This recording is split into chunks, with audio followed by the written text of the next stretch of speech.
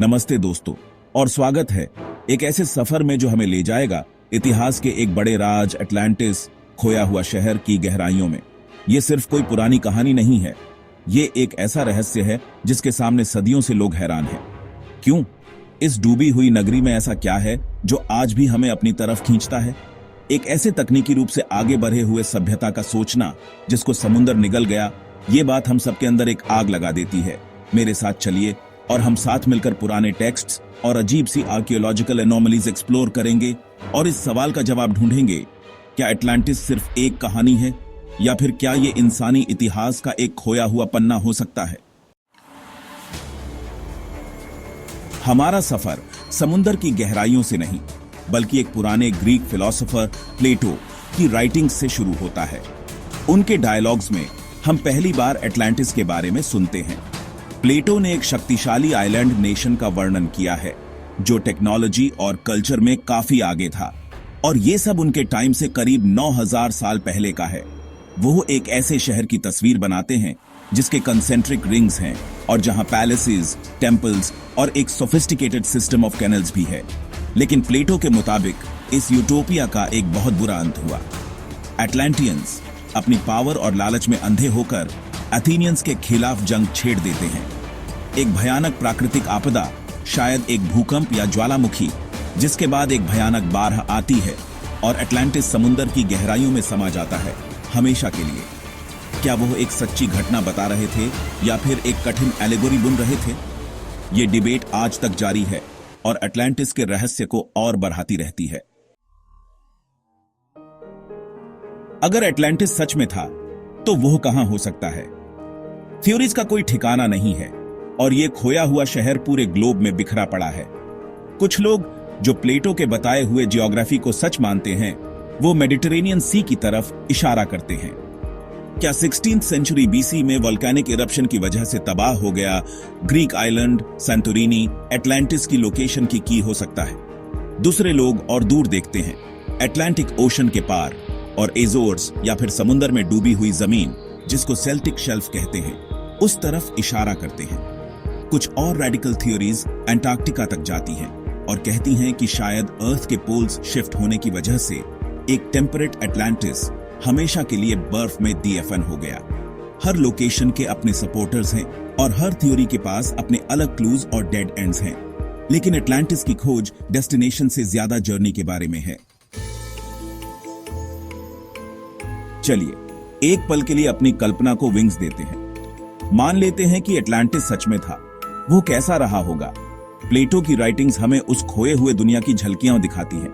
वो एक ऐसे आइलैंड का वर्णन करते हैं जो बहुत खूबसूरत है, जहां फर्टल प्लेन्स, फॉरेस्टेड माउंटेन्स और चमकती हुई रिवर्स हैं, और उसके बिल्कुल बीच में है उसकी कैपिटल सिटी जो इंजीनियरिंग और आर्टिस्ट्री का एक कमाल है।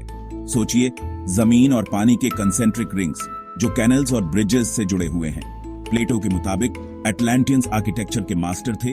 उनकी बिल्डिंग्स प्रीशियस मेटल्स और वाइब्रेंट फ्रेस्कोस से सजाई जाती थी। उनके पास एडवांस्ड टेक्नोलॉजी थी। वो एनर्जी के लिए क्रिस्टल्स का यूज करते थे और एक अजीब मेटल जिसका नाम ओरिकैल्कम था। वो कहते हैं कि इसी अबंडेंस की वजह से अटलांटियंस के पास इतना वेल्थ और टेक्नोलॉजिकल प्रोवेस था, लेकिन इसी की वजह से उनका डाउनफॉल भी हुआ। ऐसी कौन सी ताकत हो सकती है जो एक पूरे सिविलाइजेशन को खत्म कर सके, जो अटलांटिस को धरती से मिटा सके? प्लेटो खुद एक भयानक वर्णन देते हैं और कहते हैं कि अटलांटियंस का विनाश उनके अपने कर्मों की वजह से हुआ। वो ऐसे लोगों का वर्णन करते हैं जो पावर के नशे में अंधे हो चुके हैं, जिनका एम्बिशन और लालच की कोई सीमा नहीं है। वो एथेंस और दूसरे नेशंस के खिलाफ जंग छेड़ देते हैं और अपनी एडवांस्ड टेक्नोलॉजी का इस्तेमाल कॉन्क्वेस्ट और डोमिनेशन के लिए करते हैं। एक भयानक प्राकृतिक आपदा, शायद एक भूकंप या फिर एक बहुत बड़ा ज्वालामुखी इरप्शन, और उसके बाद एक भयानक बाढ़ उनका अंत का कारण बनता है। कुछ स्कॉलर्स का मानना है कि प्लेटो के वर्णन में असली दुनिया की प्राकृतिक आपदाओं के क्लूज हो सकते हैं, जैसे कि थेरा इरप्शन जिसने सांटोरिनी को तबाह कर दिया था और मिनोवन सिविलाइजेशन को कमजोर कर दिया था। अटलांटिस की कहानी आज भी एक्सपेडिशंस को इंस्पायर करती है और साइंटिफिक इंक्वायरी को बढ़ावा देती है। सोनार, सबमर्सिबल्स और खोज की आग लिए हुए आज के एक्सप्लोरर्स समुंदर की गहराइयों में जाते हैं इस खोए हुए सिविलाइजेशन का सबूत ढूंढने के लिए। बिमिनी रोड, जो बहामस के कोस्ट में सबमर्जेड स्टोन फॉर्मेशंस की एक सीरीज है, बहुत समय से इस खोज का केंद्र रही है। जहां कुछ जियोलॉजिस्ट्स का कहना है कि ये फॉर्मेशंस प्राकृतिक हैं, वहीं कुछ लोग इन्हें मैन मेड हार्बर का सबूत मानते हैं, शायद अटलांटिस के केंद्र तक जाने वाली सड़क का भी। सैंटोरिनी काल्डेरा की खोज, जो थेरा इरप्शन से बना एक विशाल वोल्केनिक क्रेटर है, ने अटलांटिस की बहस को और हवा दी। क्या मिनोअन्स अपने सोफिस्टिकेटेड सिटीज और समुद्री कौशल के साथ प्लेटो के वर्णन के लिए प्रेरणा हो सकते हैं? क्या हो अगर अटलांटिस की असली ताकत उसके भौतिक अस्तित्व में नहीं, बल्कि हमारी सामूहिक कल्पना पर उसकी स्थायी पकड़ में है? कुछ स्कॉलर्स का तर्क है कि अटलांटिस को एक वास्तविक जगह के रूप में नहीं, बल्कि एक शक्तिशाली मिथक के रूप में समझा जाना चाहिए। एक ऐसी कहानी जो सार्वभौमिक मानवीय अनुभवों और चिंताओं को दर्शाती है। क्या अटलांटिस एक खोए हुए स्वर्ण युग का प्रतिनिधित्व कर सकता है? एक ऐसा समय जब मानवता प्रकृति के साथ सद्भाव में रहती थी और उसके पास उन्नत ज्ञान था? या फिर यह अहंकार के खतरों, शक्ति की क्षणभंगुर प्रकृति और पतन की अनिवार्यता के बारे में एक सतर्क कहानी हो सकती है? चाहे हम इसकी व्याख्या शाब्दिक रूप से करें या लाक्षणिक रूप से, अटलांटिस की कथा हमें मोहित और प्रेरित करती रहती है। अटलांटिस की कहानी सदियों से गूंजती रही है, जिसने कलाकारों, लेखकों और फिल्म निर्माताओं को मोहित किया है। प्लेटो के वृत्तांत से इस खोए हुए शहर की कहानी को अनगिनत बार दोबारा सुनाया गया है और पुनर्व्याख्यायित किया गया है। साहित्य में अटलांटिस ने विज्ञान कथा और फंतासी को प्रेरित किया है।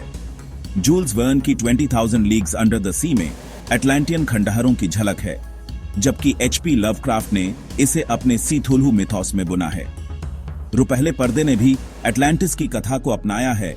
डिज्नी के अटलांटिस, द लॉस्ट एम्पायर से लेकर स्टारगेट अटलांटिस तक, ये चित्रण हमारे स्थायी आकर्षण को दर्शाते हैं। अटलांटिस की कथा लोकप्रिय संस्कृति में भी रिस गई है, जिससे वीडियो गेम, कॉमिक पुस्तकें और संगीत को भी प्रेरणा मिली है। यह खोए हुए ज्ञान और उन्नत तकनीक का प्रतीक बन गया है। अपनी स्थायी लोकप्रियता के बावजूद अटलांटिस की कथा को निर्णायक वैज्ञानिक साक्ष्य की कमी का सामना करना पड़ता है। आकर्षक सुराग और दिलचस्प विसंगतियां मौजूद हैं, लेकिन इस खोए हुए शहर के अस्तित्व को साबित नहीं किया गया है। भूवैज्ञानिक टेक्टोनिक प्लेट की गति, ज्वालामुखी विस्फोट और कटाव की ओर इशारा करते हैं। लहरों के नीचे एक बड़े द्वीप के डूबने का विचार असंभव नहीं है, लेकिन पर्याप्त भूवैज्ञानिक संरचनाओं की कमी एक चुनौती है। पुरातत्वविद भी संशय में हैं। पानी के भीतर की खोजों से प्राचीन जहाजों के मलबे और जलमग्न शहर सामने आए हैं, लेकिन कोई भी प्लेटो द्वारा वर्णित सभ्यता की पहचान नहीं रखता है।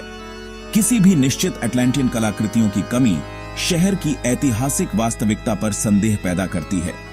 हालांकि साक्ष्य का अभाव अनुपस्थिति का प्रमाण नहीं है और अटलांटिस के अस्तित्व पर बहस जारी रहेगी।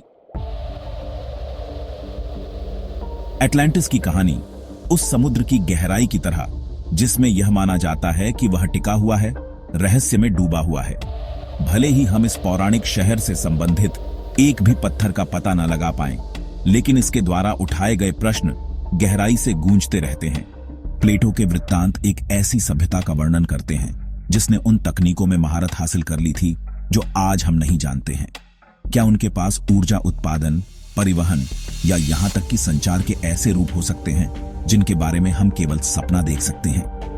ऑरिकाल्कम की अवधारणा, सोने से भी अधिक मूल्यवान धातु, कल्पना को जगाती है।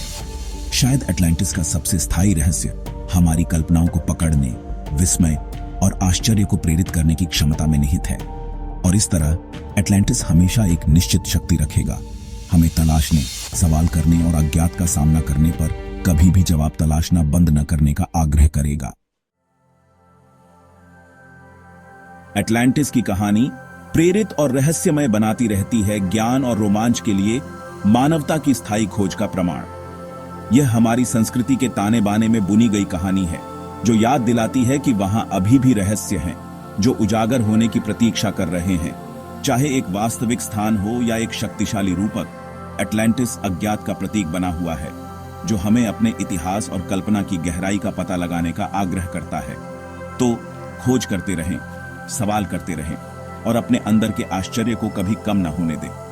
एटलांटिस की भावना, अज्ञात की खोज हम सभी में जीवित है।